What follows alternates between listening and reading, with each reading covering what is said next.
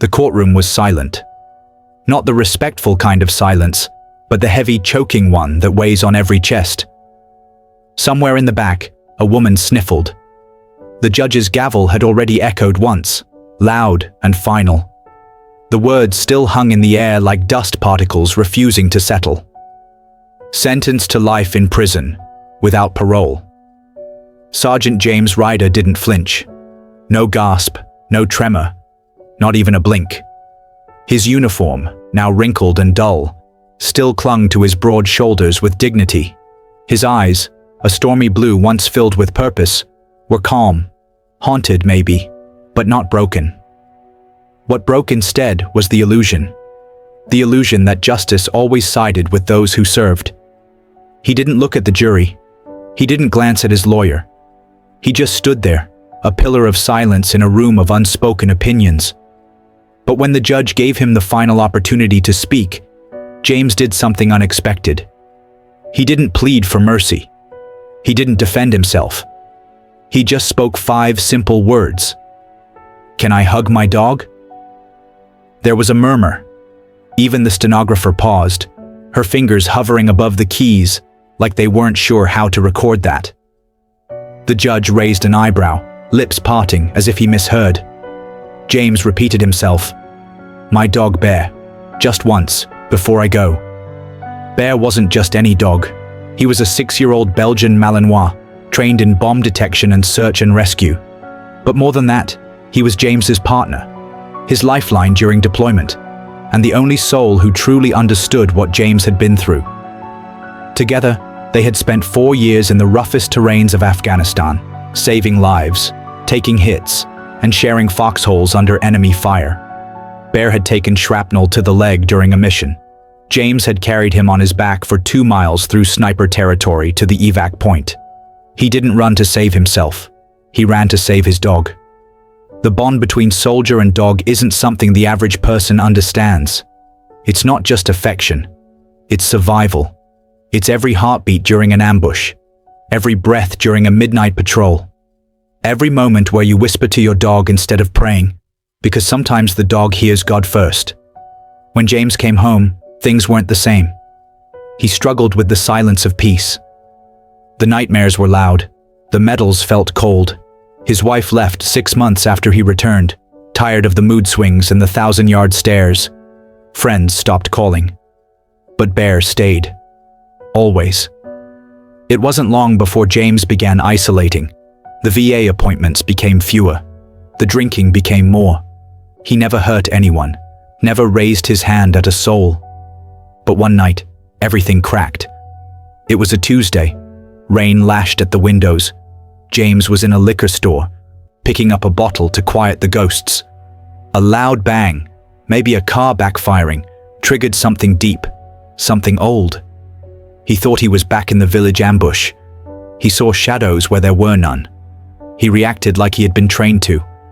In the confusion, a man was injured. Not killed, but hurt enough. The store's camera footage painted an ugly picture. The prosecution labeled it as assault with a deadly weapon. They talked about James's past like it was a list of red flags. They painted him not as a veteran, but as a ticking time bomb.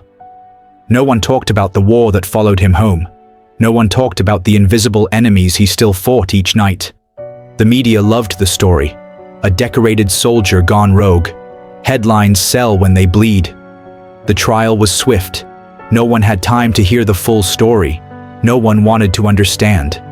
And now, as James stood in that courtroom, asking for one last hug with Bear, the judge looked more confused than moved. But someone in the back stood up. It was Officer Mallory, the K-9 handler from the military base nearby. She had trained with James and Bear. She had seen them in action, knew what they had been through. With quiet steps, she walked to the front and whispered something to the judge. There was a pause, a moment. Then the judge finally nodded. "You have 10 minutes. That's all James needed. Bear was brought in through a side door, guided gently by Mallory. His ears perked up immediately, nostrils flaring as he sniffed the air. His eyes locked on James, and the leash was unnecessary from that moment on. The room fell into silence again, but this time It was different, reverent, emotional.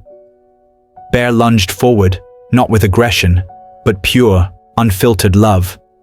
His paws hit James's chest as he stood on his hind legs, tail wagging violently, whimpering, licking his face. James collapsed to his knees. No words were spoken. None were needed. He held Bear like a father holds a child, like a soldier holds a fallen brother, like a drowning man holds his final breath. He buried his face in Bear's neck, the tears flowing freely now, soaking into the fur of the one being who never judged, never left, never questioned. Everyone in the room forgot he was a convict. In that moment, he was just a man, broken, human, loved. Bear didn't understand why the people were crying, why his human looked different. But he stayed perfectly still, nuzzling closer, making those small, comforting growls he used to make in the trenches during thunderstorms and gunfire. The bailiff, an older man with a hard jaw, wiped his eyes when he thought no one was looking. After what felt both like an eternity and a heartbeat, the guards gently approached.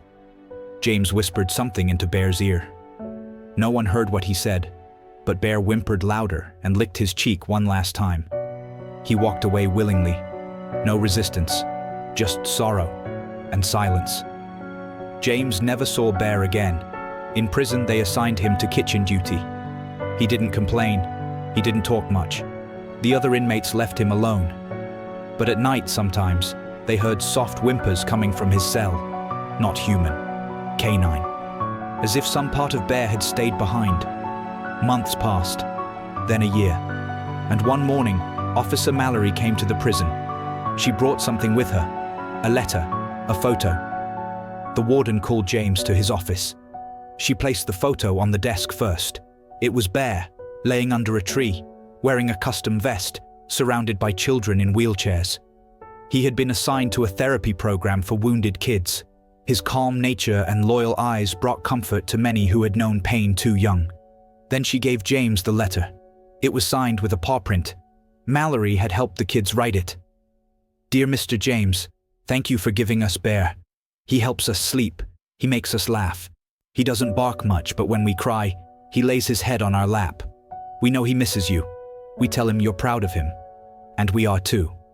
James didn't cry immediately. He held it together, thanked her, and walked back to his cell. But that night, he didn't cry for what he had lost. He cried for what he had given. The world saw a convict, but a group of broken children saw a hero. And a dog. A dog saw a man worth waiting for.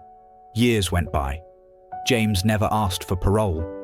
He didn't fight the system anymore, but he wrote letters, hundreds, to other veterans in trouble, to lawmakers, to organizations that pair retired service dogs with PTSD soldiers. His story, his bond with Bear, became a case study in countless discussions on justice reform, mental health, and the rights of war dogs. One day, a warden entered his cell, holding a small velvet box. James, he said, this came in the mail. They said it's from the governor's office. Inside was a medal and a letter of pardon, but it wasn't for James. It was for Bear. They had named a new therapy center after him, the Bear Sanctuary for Healing Veterans. James held the box for a long time. That night, as he lay on the thin mattress under the humming prison lights, he finally allowed himself to dream, not of freedom, but of a wide green field under an open sky, where a dog runs full speed toward a man who never stopped waiting.